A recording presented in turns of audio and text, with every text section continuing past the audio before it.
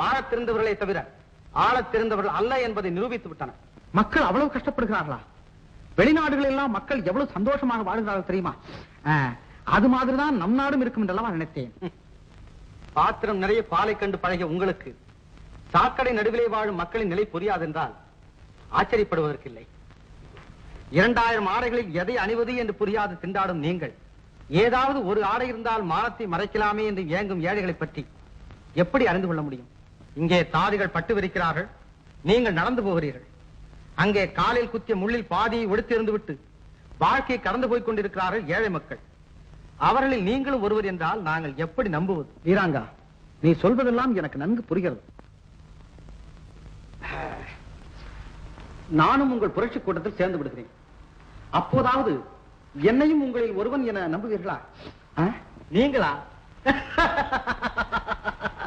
ஏன் இப்படி திரிக்கிறார்? நீங்களும் எங்களுடன் சேர்ந்து விட்டால் நாங்கள் யாருடைய ஆட்சியை எதிர்த்து போராடுவது? ஓ, அதுவா? மந்திரி, தளபதி, ராஜகுரு, பிங்களன், அரண்மனை, அதிகாரம் எல்லாவற்றையும் எதிர்த்து போராடுவோம். அது வேண்டாம். இப்படி செய்வோம். இன்று முதல் நீ என்னுடனே இருந்து விடு. நாளை நான் முடிச்சுவிட்டுக் கொள்ளப் போகிறேன். அதன் பிறகு என்னை யாரும் எதுவும் கேட்க முடியாது. நீ என்னென்ன சட்டங்கள் எழுதி தருகிறாயோ அதில் நானே கையெழுத்து போடுகிறேன். எப்படி மன்னா? நீங்கள் இவ்வளவு நல்லவரா? மன்னா, எங்கள் விருப்பம் உங்களாலேயே நிறைவேறும் என்றால் உங்கள் பாதத்தை எங்கள் தலைமையில் தாங்க தயாரா இருக்கிறோம். சரியான ஆளப்பாணி. எந்த பேச்சையும் உன் விருப்பத்தை நிறைவேற்றுவதிலே கொண்டு வந்து முடிக்கிறாய். இனிமேல் நீதான் நான் தான் நீ. இன்னும் உனக்கு நம்பிக்கை வர இல்லையா? வரை சந்தேக பெறுவையப்பா நீ. நந்தா, நந்தனா, இன்றைய நண்பனுக்கு பெரிய விருந்து. சீக்கிரம் அமைச்சரே. இதாங்க.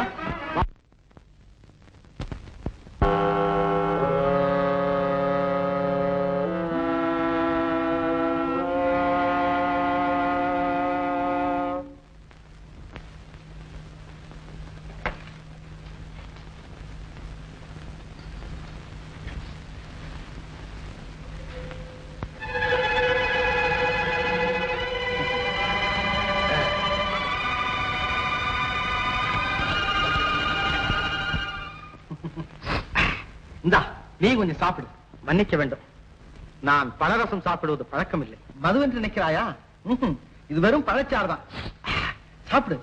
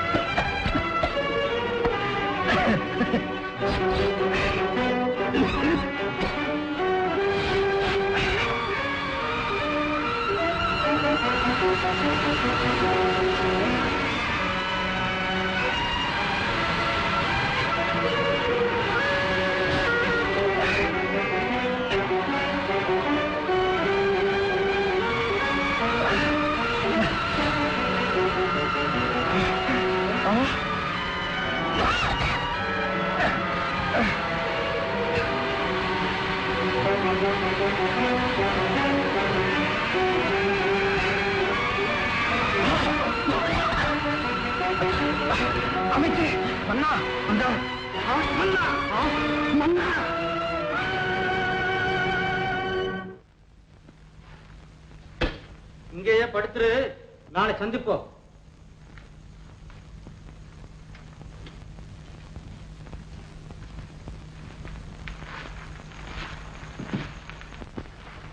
சாக துணிந்து விட்டாயா? நெசமா சொல்றேனுங்க, தினமும் கொடுக்கிற மாதிரி தான் இன்னைக்கும் கொடுத்தேன். வழக்கம் போல் தான் கொடுத்திருக்கிறாய். இந்தா, நீ கொடுத்த பழரசத்தில் நீயும் கொஞ்சம் குடி. நான் பழரசம் சாப்பிடுற பழக்கம் இல்லைங்களே. எனக்கு வேண்டாங்க. சாப்பிடுகிறாயா இல்லையா?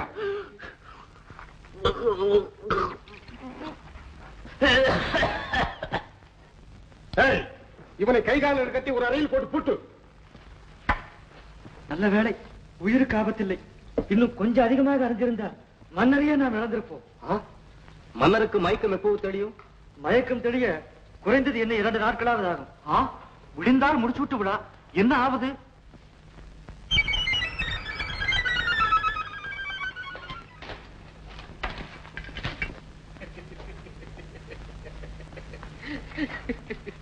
என்ன?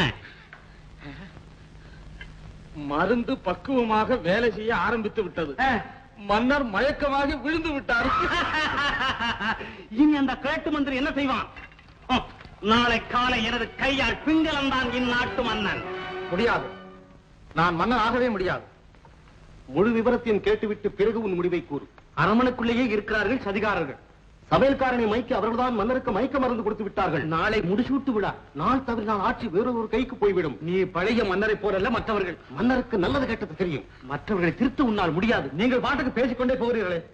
நீங்கள் சொல்லுகிற விஷயத்திற்கும் எனக்கும் என்ன சம்பந்தம்?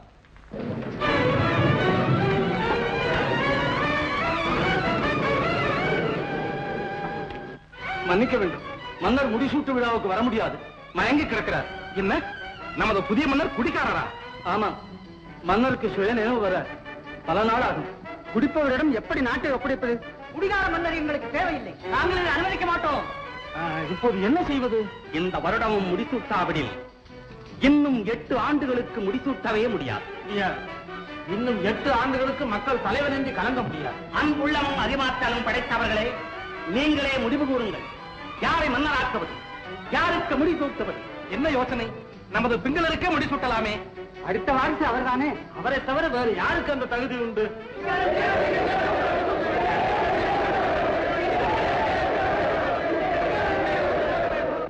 இணங்குகிறேன். ஆனால் ஒரு நாள் கூத்தோடு என் வேஷம் முடிந்துவிடும், அவ்வளவுதான். வீராங்கா, மகிழ்ச்சி வீராங்கா, மகிழ்ச்சி.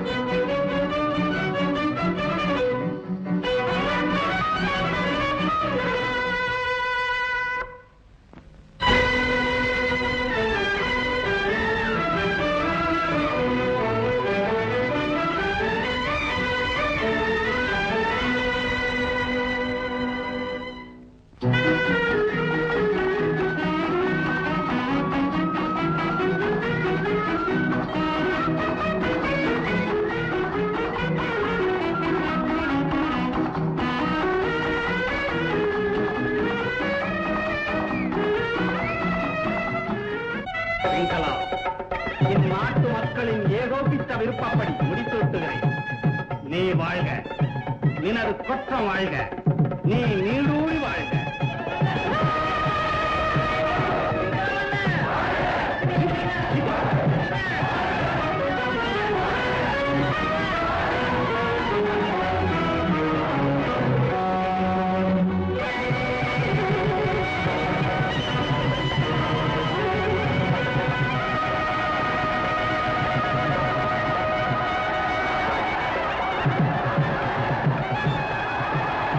ரத்தனபுரி ராஜவம்சத்தின் சம்பிரதாயப்படி மன்னர் இப்போது உறுதிமொழி வழங்குவார்.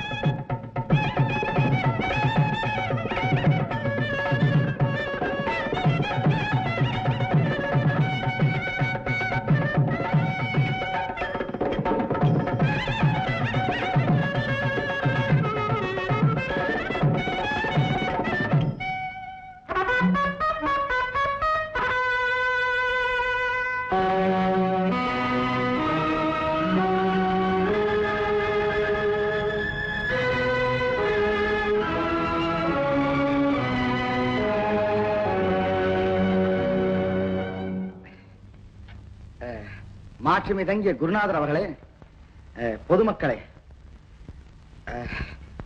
எனக்கு மன்னராட்சி என்றாலே பிடிப்பதில்லை. இருந்தாலும் குருநாதரின் தயவால் இன்று நான் மன்னனாகிவிட்டேன். ஆகவே எனக்கு இனி யாரும் பரம்பரை பாத்தியை கொண்டாடக்கூடாது, கொண்டாட முடியாது. இனி யாரும் மக்களை அடிமையாக நடத்தவே முடியாது, நடத்தக்கூடாது. இனிமேல் மக்களால் தேர்ந்தெடுக்கப்பட்ட ஒருவன் தான் இந்நாட்டுக்கு தலைவன். என்ன குருநாதரே, இனிக்க இனிக்க பேசிவிட்டால் மட்டும் போதாது, காரியத்திலும் இறங்க வேண்டும். மற்றவர்கள் பின்பற்றுவதற்காக நானே முதலில் செய்து காட்ட விரும்புகிறேன். வேலை செய்ய முடியாத வயோதிகர்களுக்காகவும், கூன் குருடு முடம் போன்றவர்களின் வாழ்வுக்காகவும், வேலையில்லா திண்டாட்டத்தை ஒழிக்க தொழில் நிலையங்கள் அமைப்பதற்காகவும், பள்ளிகள் கட்டுவதற்காகவும் என்னுடைய சொந்த சொத்தில் பாதியை அளிக்கிறேன். மன்னர் அளிக்கும் மானியத்தில் நானும் பங்கு கொள்கிறேன். வாழ்விழந்த பெண்களுக்காகவும் மருத்துவமனைக்காகவும் எனக்குரிய சொத்துக்களில் நானும் பாதி அளிக்கிறேன். இருப்பதையெல்லாம் எடுத்து வழங்க இருவரும் முடிவு கட்டி விட்டார்கள். ஆமா. முன்பிருந்தவர் நேற்று இல்லை, நேற்றிருந்தவர் இன்று இல்லை, இன்றிருப்பவர் நாளை. குருநாதா, இருக்கும் நேரம் கொஞ்சமாக இருந்தாலும் ஏழைகளுக்கு எவ்வளவு நன்மை செய்ய முடியுமோ அதை செய்வதுதான் எனது முதல் வேலை. மார்த்தாண்ட மன்னர், மார்த்தாண்ட மன்னர், மார்த்தாண்ட மன்னர், வாழ்க! மார்த்தாண்ட மன்னர், மார்த்தாண்ட மன்னர், வாழ்க! மார்த்தாண்ட மன்னர்.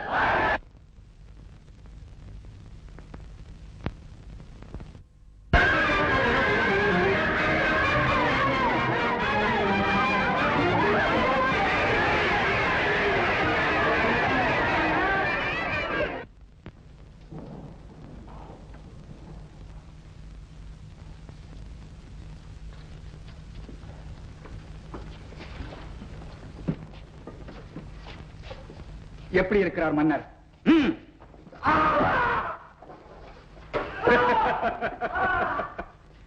இனிமேல் மன்னரை பாதுகாக்க யாரும் இல்லை, நாமே தான் கவனிக்க வேண்டும். கொண்டு வாருங்கள். கார்மேகரே, நீங்கள் மறுபடியும் நமது ஆட்களுடன் வந்து இதெல்லாம் சொல்ல வேண்டுமா?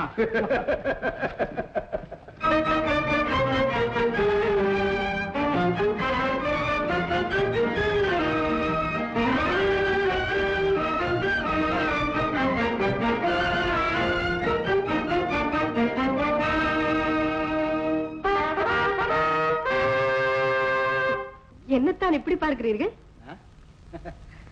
ஒன்றுமில்லை, இது புதிதாக தோன்றுகிறதா? முன்பு நீங்கள் வந்தது குறுக்கு வழியில், இப்போது வந்திருப்பது நேர் வழியில். நானா நேர் வழியில் வந்திருக்கிறேன்? நீங்கள் தானே அது, அதுதானே நீங்கள். இல்லை, அது நான் இல்லை, அது நான் இல்லை. இருங்கள், நீ திரை போட்டு மூடி விடுகிறேன். வேண்டாம் ராணி, வேண்டாம். ராணியா? மகுடம் சூட்டப்பட்டதால் வந்த மரியாதையா இது? அத்தா, 1000 கௌரவங்கள் அடுக்கடுக்காக ஏறினாலும் அன்னைக்கு மகன் பிள்ளைதான், எனக்கு நீங்கள் கணவர்தான். நான் நீங்கள் சொல்ல மாட்டீர்கள். முடிசூடிய மன்னருக்கு மனைவியை காட்டிலும் நாட்டு மக்களின் நினைவுதான் மனதில் இருக்கும். ஆனால் நான் அப்படி உங்களை 2வது இடத்தில் வைத்து விட முடியுமா? நான் சுற்றி சுற்றி வலம் வரும் உலகம் ஒன்றுதான், வெள்ளி முளைத்து விடிந்த உலகம். அந்தி படும் வரை நான் அறிந்ததும் ஒன்றுதான், அதுதான் அதுதான் என் அத்தா. ஆலயத்தில் பூஜை செய்கிறார்கள், அப்படியே நில்லுங்கள். இதயத்தை கவிதையாக்கி மலர்களை உங்கள் பாதத்தில் தூவி என் இறைவனை வழிபடுகிறேன்.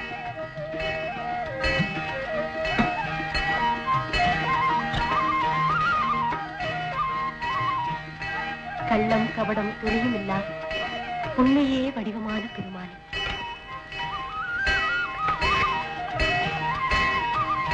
நீங்கள் தானே என் பதி, என் தெய்வம். உங்கள் பாதத்தில் மலர் தூங்குவதை விட எனக்கு வேறு என்ன பாக்கியம் வேண்டும்? நான் செய்யும் பூஜை உங்களுக்குத்தான் என் பூஜை.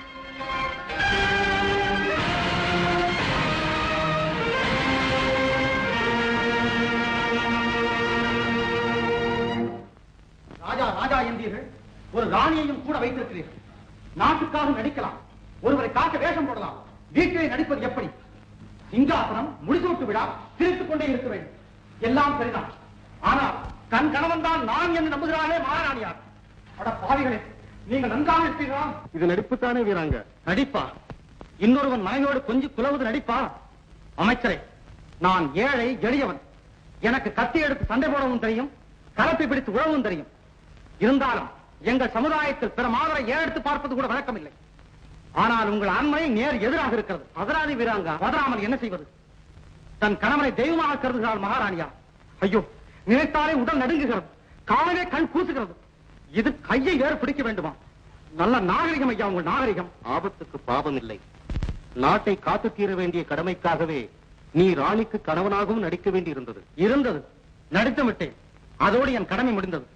கண்ணியத்தோடு என்னை அனுப்பி வையுங்கள். அவசரப்படாதே. அரசரது மகுடத்தை காத்து தந்தவர் அல்லவா நீ? அவரை காண வேண்டாமா? வலது கை செய்யும் தர்மத்தை இடது கை அறியாமல் செய்வது எங்கள் வழக்கம். என் தியாகத்திற்கு மன்னர் என்னை புகழவும் வேண்டாம், நான் அவரை காணவும் வேண்டாம். அப்படி சொல்லாதே வீராங்கா. முகசுத்தி உனக்கு பிடிக்காது. சரி, அதை மன்னர் செய்யவும் மாட்டார். ஆனால் தியாகம் எப்படி உனது கடமையோ அதுபோல் நன்றி தெரிவிப்பது மன்னரின் கடமை, எங்களது கடமை. அதற்காக விடுவிக்கு வா, மன்னரை பார், விடைபெற்றுக் கொண்டு புறப்படும். தடையில்லை.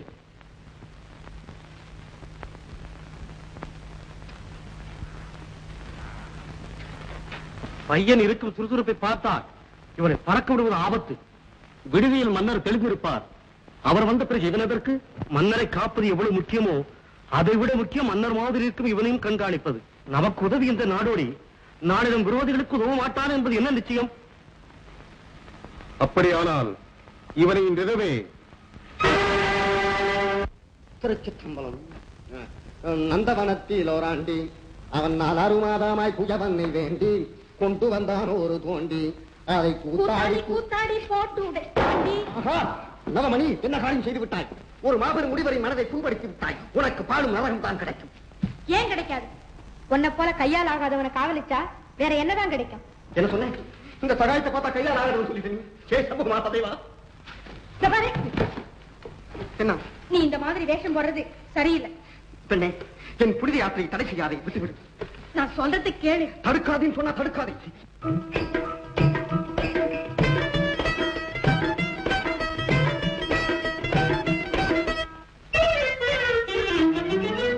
தடுக்காதே என்ன தடுக்காதே, தடுக்காதே என்ன தடுக்காதே, தடுக்கி மின்னிக்கு என் மனசை தடுக்காதே, தடுக்காதே என்ன தடுக்காதே, தடுக்காதே என்ன தடுக்காதே. முறுக்காதே சும்மா முறுக்காதே, முறுக்காதே சும்மா முறுக்காதே, முனிவரை போலத தேசம் போடாதே, முறுக்காதே சும்மா முறுக்காதே, முறுக்காதே சும்மா முறுக்காதே.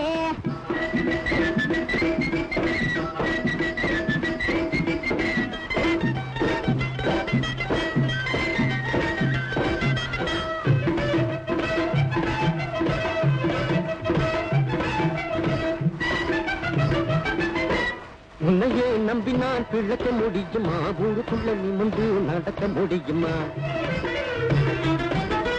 சொன்னா உனக்கு என் நிலைமை புரியுமா? துந்தனா தூக்காத்த வேற வழியேதமா? சொன்னா உனக்கு என் நிலைமை புரியுமா? துந்தனா தூக்காத்த வேற வழியேதமா? தடுக்காதே என்ன தடுக்காதே, தடுக்காதே என்ன தடுக்காதே.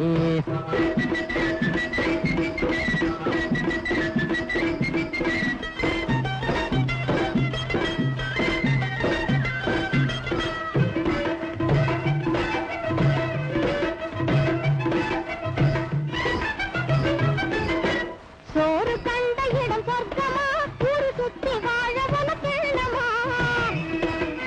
சோறு கண்ட இடம் சொர்க்கமா, ஊரு சுத்தி வாழ வனப்பேணமா. தோழனை காக்க மறக்கலாகுமா? கோழைய உனக்கு மீச வேணுமா? தோழனை காக்க மறக்கலாகுமா? கோழைய உனக்கு மீச வேணுமா? முறுக்காதே சும்மா முறுக்காதே, முறுக்காதே சும்மா முறுக்காதே.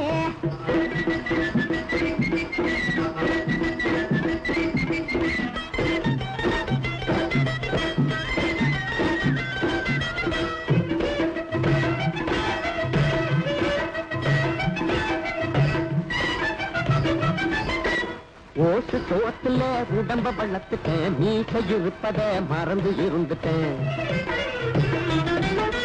வேஷம் கலைச்சிட்டேன் விஷயம் புரிஞ்சிட்டேன் வீர தீர சூரனாக நான் முடிவு பண்ணிட்டேன் வேஷம் கலைஞ்சிட்டேன் விஷயம் புரிஞ்சிட்டேன் வீர தீர சூரனாக நான் முடிவு பண்ணிட்டேன் தடுக்காதே என்ன தடுக்காதே தடுக்காதே என்ன தடுக்காதே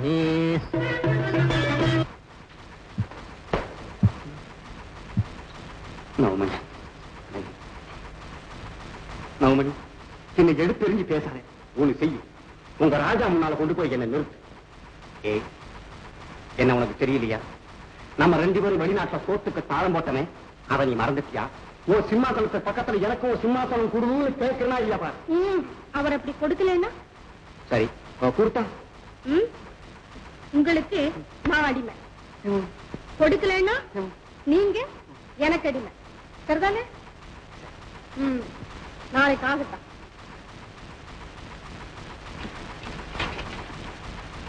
இது என்ன சுரங்க பாதை இது அரசர்களுக்கு ஆபத்து காலத்தில் ஒரு ரகசிய பாதை வா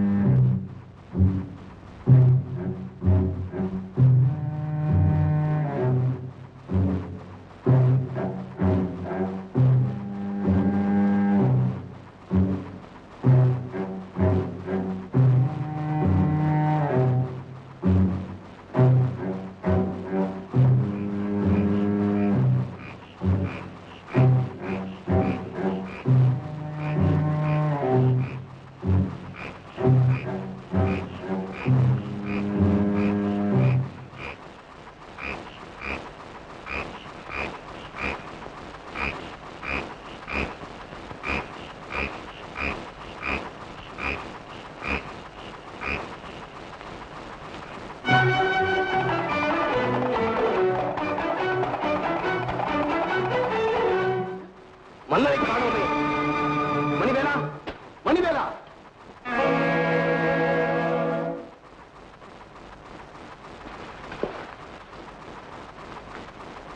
ஒரு நாட்டுக்கு 2 மன்னர்கள் தேவையில்லை ஒரு மன்னரே போதும் இந்த காரியத்தை யார் செய்திருப்பார்கள் இருங்கள் நான் போய் வேற அறையில் மன்னர் இருக்கிறாரா என்று பார்த்து வருகிறேன் ஓய்வா பேராங்க சீக்கிரம்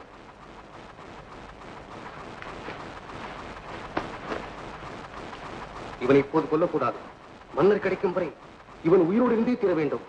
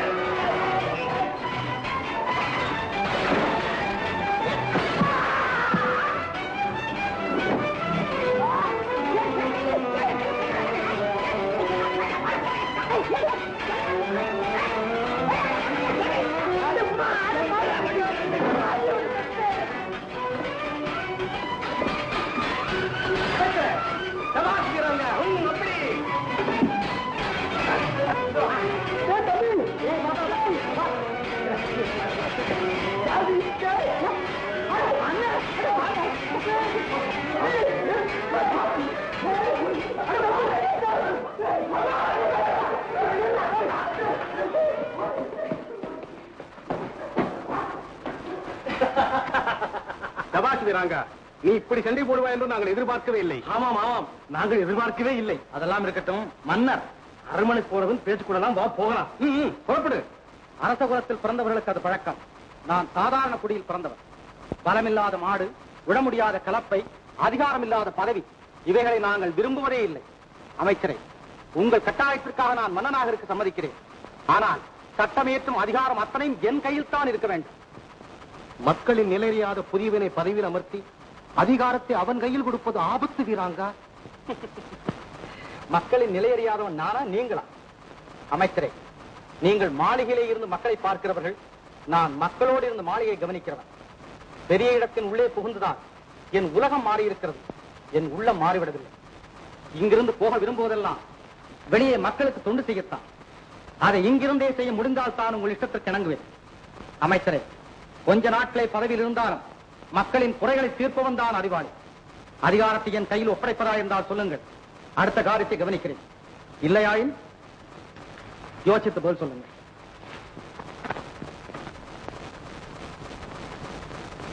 அதிகாரத்தை உன் கையில் தருகிறோம், அதன் மூலம் எங்களையே வீழ்த்த முடியும் என்று தெரிந்தும் வீராங்கா, நம்பிக்கை துரோகம் முன்னால் எங்களுக்கு ஏற்படாது என்று நம்புகிறோம். அமைச்சரே, என்னை நம்பாமல் கெட்டவர்கள் நிறைய உண்டு. நம்பி கெட்டவர்கள் இன்று வரை இல்லை. ஆனால் ஒன்று, எந்த காரணத்தை கொண்டும் மகாராணியை நெருங்கி பழகும் வாய்ப்பை எனக்கு ஏற்படுத்தி விடாதீர்கள்.